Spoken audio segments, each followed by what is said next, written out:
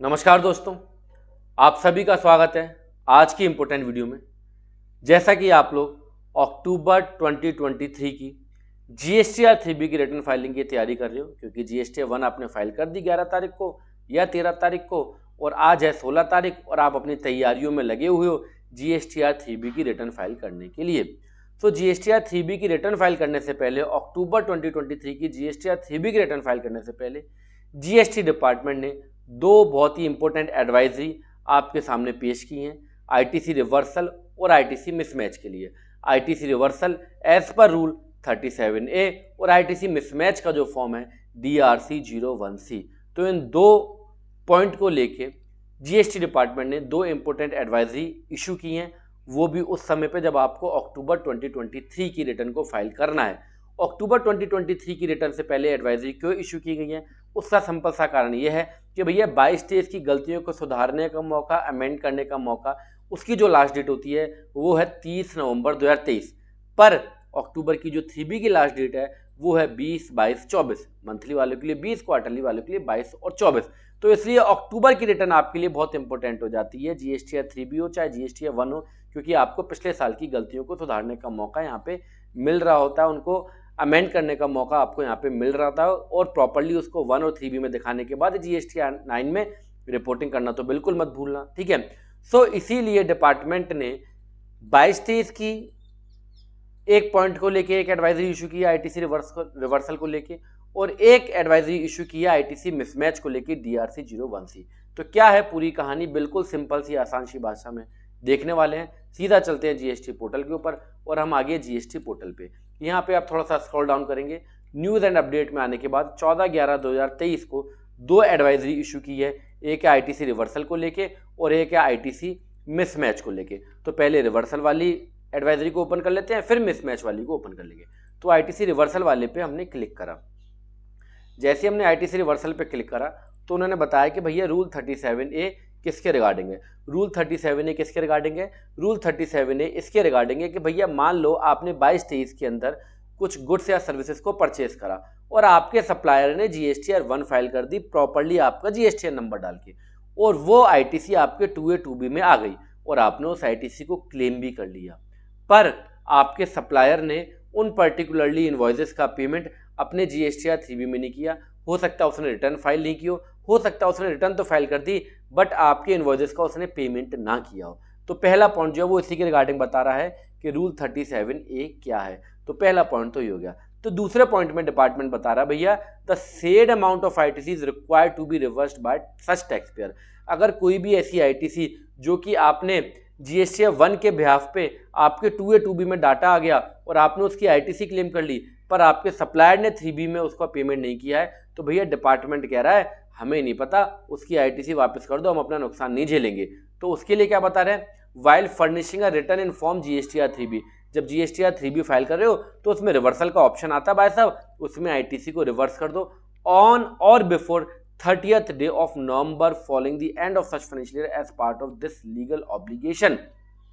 तो भैया ये आपका कर्तव्य है, आपका दायित्व है कि आप 30 नवंबर से पहले पिछले साल की कोई भी ऐसी आईटीसी जो कि आपने क्लेम कर ली है, क्यों क्लेम कर ली कि आपके सप्लायर ने 1 में दिखा दिया, आपके 2A 2B में आ गया और आपने क्लेम कर ली, बट आपके सप्लायर ने 3B में उसका पेमेंट नहीं किया है, तो उसे 30 नवंबर से पहले पहले 3B के अंदर रिवर्सल कर दो। अब 3B की रिटर्न का फाइल करोगे भाई, 3B की रिटर्न तो 22, 24 या 20 अगर मंथली वाले हो। तो कहने का मतलब यह है इनडायरेक्टली वे में डायरेक्ट डिपार्टमेंट ये कह रहा है कि अक्टूबर 2023 की जीएसटीआर 3B अगर आप फाइल कर रहे हो तो उसमें उस आईटीसी का रिवर्सल कर दो। अब क्वेश्चन ये उठता है कि सर हमें क्या पता कि कौन से हमारे सप्लायर ने जीएसटीआर 3B में उन इनवॉइसेस का पेमेंट नहीं किया, क्योंकि जीएसटीआर 3B तो आप चेक कर सकते हो, उसका ट्रैक रिटर्न स्टेटस चेक कर सकते हो कि भाई 3B फाइल किया नहीं की। मान लो उसने फाइल तो कर दी पर उन इनवॉइसेस को नहीं दिखाया, तो वो मेरे को कैसे पता लगेगा। तो उसके लिए डिपार्टमेंट कह रहा है to facilitate the tax payers such amount of ITC required to be reverse on account of rule 37A of CGST rules for the financial year 2023 has been computed from system and has been communicated to the concern recipient. Department कह रहा है भाई साहब ये figure हमने निकाल भी ली है और आपको कम्युनिकेट भी कर दी है। किन को कम्युनिकेट की है? जिनका इस तरीके का कोई भी डिफरेंसेस आ रहा है। इसका मतलब यह है कि इसके रिगार्डिंग एक नोटिस सप्लायर को भी गया होगा, ठीक है, इसके रिगार्डिंग एक नोटिस सप्लायर को भी गया होगा, और आपके पास भी वो कह रहे हैं कि भैया आप भी इस आईटीसी का रिवर्सल कर दो, क्योंकि आपको हमने कम्युनिकेट कर दिया। कैसे कम्युनिकेट किया है? The email communication. कैसे कम्युनिकेट कर दिया है? The email communication to this effect has been sent on the registered email ID of the tax payer. तो अपनी ईमेल आईडी को चेक करना मत भूलें, अगर नहीं आया तो वेल एंड गुड है, आ गया है तो अक्टूबर की 3B में उसको रिवर्सल कर दो। अब क्वेश्चन ये उठता है कि सर रिवर्सल करे कहाँ? तो उसके लिए डिपार्टमेंट बता रहा है the tax payer are advised to take note of it and to ensure that such ITC, if availed by them, is reversed as per Rule 37A of CGST rules before 30th of November 2023 in table 4B2 of GSTR 3B। 4B2 आपको पता है भैया other वाला, 4A5 तक आप ITC की detail देते हो और 4B1 एंड 2 के अंदर आप टेम्परेरी और परमानेंट की ITC का रिवर्सल देते हो। 1 के अंदर परमानेंट, 2 के अंदर अदर वाले कॉलम के अंदर टेम्परेरी। तो आपको अदर वाले कॉलम के अंदर जो है 4B2 के अंदर इस आईटीसी का रिवर्सल करना है। तो ये बहुत इंपॉर्टेंट एडवाइजरी थी रिगार्डिंग फाइनेंशियल ईयर 22-23, क्योंकि उसकी अगर आपको कोई भी ऐसी आईटीसी जिसका कम्युनिकेशन आपके पास आ चुका है, आपके मेल पे आ चुका है कि भैया इस आईटीसी को रिवर्स कर दो, तो चुपचाप जाके अक्टूबर 2023 में उस आईटीसी को रिवर्स कर दो, नहीं तो बाद में ब्याज के साथ आपसे ले लेंगे रिवर्सल, ठीक है। सो अपने सप्लायर को बोलो, उसका पेमेंट रोको कि भैया तूने इन पेमेंट का 1 में तो दिखा दिया अमाउंट, पर 3B में पेमेंट नहीं किया था, इसलिए मैंने इसका रिवर्सल कर दिया अपनी 3B में, मुझे तो भैया ये अमाउंट चाहिए। अब केस कुछ भी हो सकता है, क्योंकि कुछ लोग महानुभाव है कमेंट करके बताएंगे कि हमने तो पेमेंट कर दिया, अब हम कैसे उससे पैसे ले, ये आप जानो और आपका काम जाने। अब आते हैं फिर से होम पे आने के बाद अब दूसरी एडवाइजरी को ओपन कर लेते हैं। दूसरी एडवाइजरी किसकी है? इस फॉर्म को आप जानती हो, DRC 01C, जो कि आपके 2B और 3B के मिसमैच के रिगार्डिंग है। तो उसको भी एक बार ओपन कर लेते हैं। हालांकि इसमें कुछ ज़्यादा इन्होंने बताया नहीं, इन्होंने ये बताया कि भैया एक बार फिर आपको बता रहे हैं अगर 2B और 3B में कुछ भी अंतर है तो उसका पेमेंट कर दो। तो ये बता रहे हैं पहले पॉइंट के अंदर हमेशा डिपार्टमेंट ये बताता है कि हम किसके रिगार्डिंग बात कर रहे हैं। तो रिगार्डिंग बात कर रहे हैं DRC 01C, जो कि क्या है? Difference in input tax credit avail in 2B and ITC claimed in 3B। मतलब 2B और 3B के बीच में अगर मिसमैचेस है तो भैया उसका रिवर्सल आप कर दो, उसका पेमेंट आप कर दो DRC 01C पार्ट B के अंदर। अगर ऐसा नहीं करोगे, in case no response is filed by the impacted tax payer in form DRC 01C part B, such tax payer will not be able to file their subsequent period GST 1। Simple सी बात है, अगर आपने DRC 01C के अंदर अगर आपको कुछ भी इंटीमेशन आया, उसका अगर आपने रिप्लाई नहीं किया है, क्योंकि ये इंटीमेशन अब लाइव हो चुका है, मतलब अगर कोई भी अगर आपके डिफरेंसेस है 1 और 3B के बीच में, तो उसको आपको पेमेंट करना ही करना है, या उसका कोई भी अगर वैलिड पॉइंट है तो वो आपको बताना है, ठीक है। दोनों चीजें हैं। देखो, the payment made to settle the difference using form DRC 03 और provide an explanation for the difference. या तो डिफरेंस का एक्सप्लेनेशन दे दो, नहीं तो भैया चुपचाप से पैसे दे दो। अगर नहीं करते हो ऐसा तो DRC 01C का अगर आप रिप्लाई पार्ट B नहीं करते हो, क्योंकि पार्ट A में इंटीमेशन आता है, पार्ट B में रिप्लाई करना। अगर नहीं करते हो तो अगले महीने की GST 1 आप फाइल नहीं कर पाओगे। तो ये थी 2 इंपॉर्टेंट आपकी एडवाइजरी, एक ITC मिसमैच को लेके और एक ITC के रिवर्सल को लेके।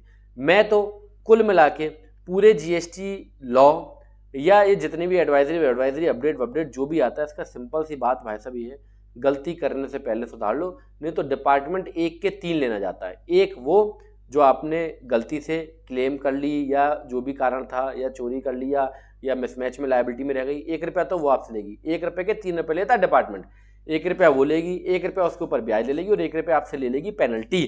सो बेटर ये है कि आप 2A 2B 1 3B बुक्स इनका प्रॉपर रिकन्सिलेशन बना के चलो, प्रॉपर रिटर्न फाइल करो, जो कि हम अपने कोर्स में पूरा अच्छे से सिखाते हैं।